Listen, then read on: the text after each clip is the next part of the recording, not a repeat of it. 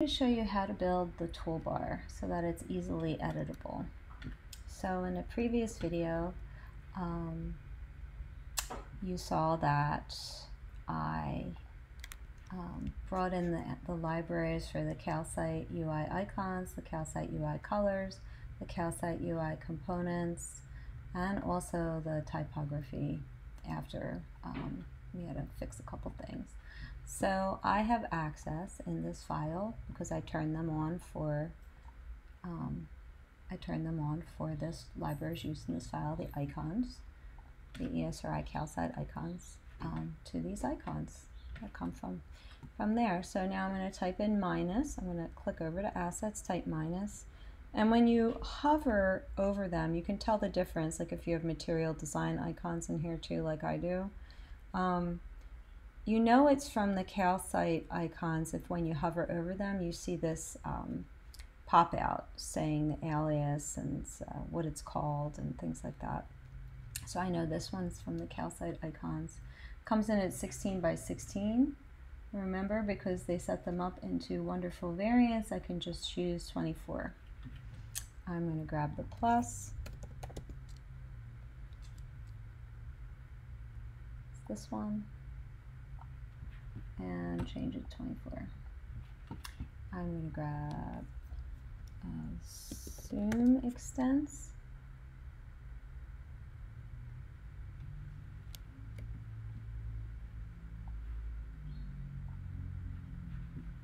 And change it to 24. Pan. Let's see.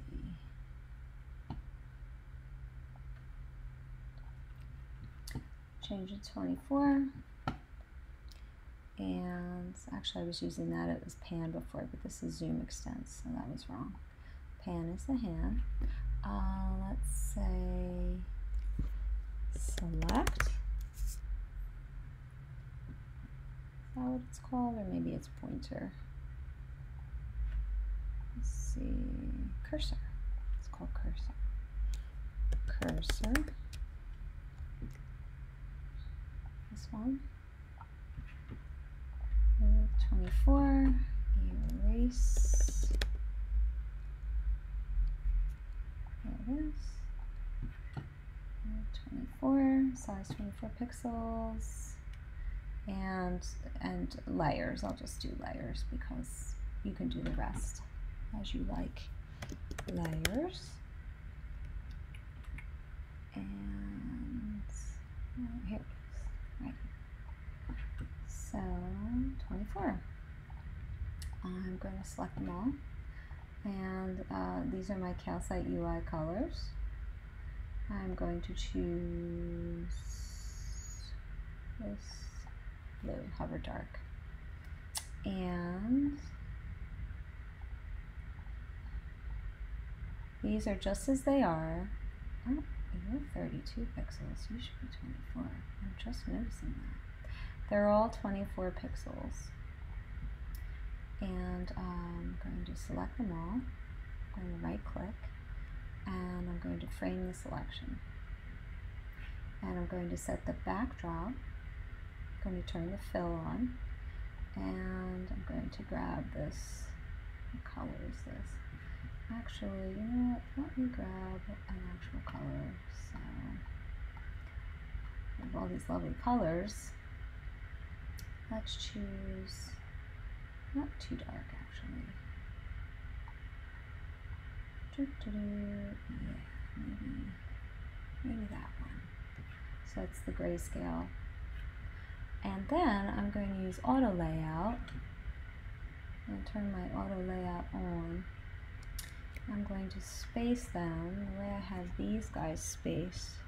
So they're 16 pixels apart. So on here, let's say 16. But let me talk about this for a minute. Good icon spacing. So we should have a rectangle, say 48, square 48. And let me copy this guy out. Minus. and I'm going to put him in the center of the square. So I'm going to select the minus, select the rectangle, and on the side I'm going to say center it and center it. And this is good practice to put a 24 pixel inside a 48 pixel box. You see? So what I like to do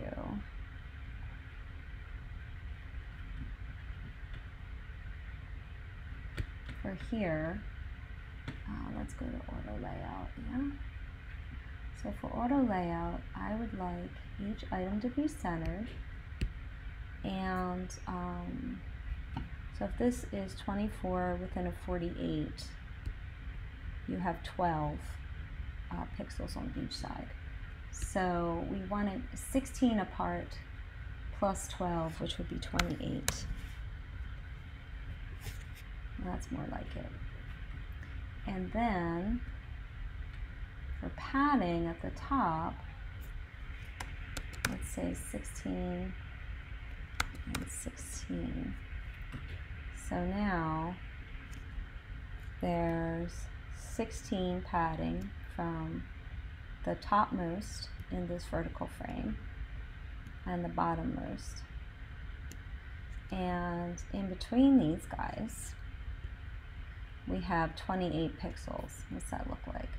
So if I bring him over here, line him up, right? And say I have another one.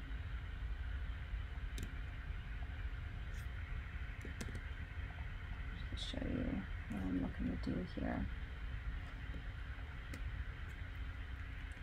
Oops, actually not quite.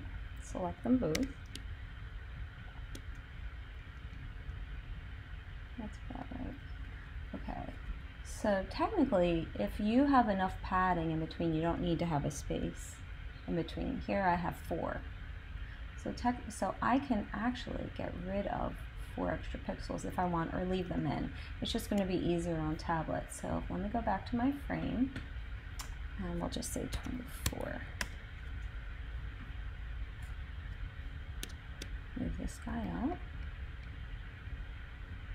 Yeah. So now, based on that auto layout spacing, 24, I have essentially created a 24 pixel icon padded within a 48 pixel square.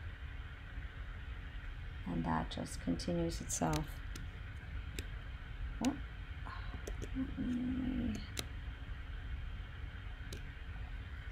and I'm just putting these alongside it so you can see what I was attempting to do here. So now the spacing is correct for mobile, but you see how we're a little tight on the sides.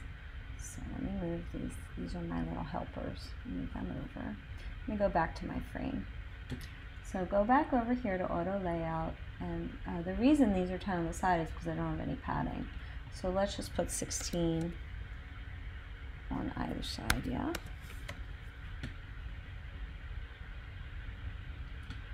Let's look. See what I did here. I drag you over here. It's a little more than I need. Probably do better with 8. So let's make that 8. 8 and 8. Little helper. Not too short.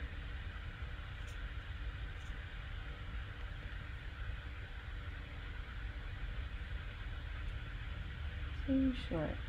How about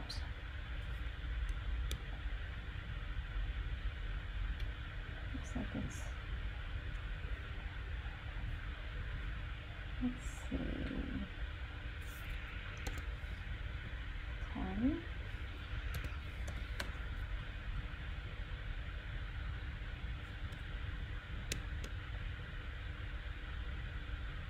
Getting close. Probably 12.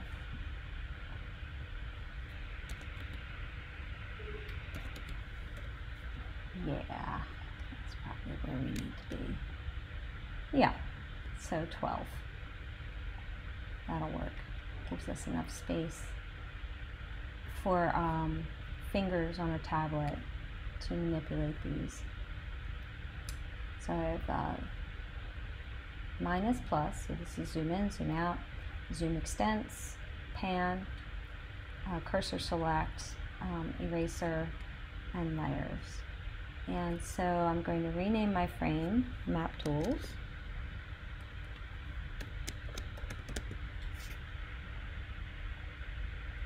I'm going to make a copy of it, Control C. Select this one that is actually incorrect and needs to be fixed. Right click, paste replace. Much better.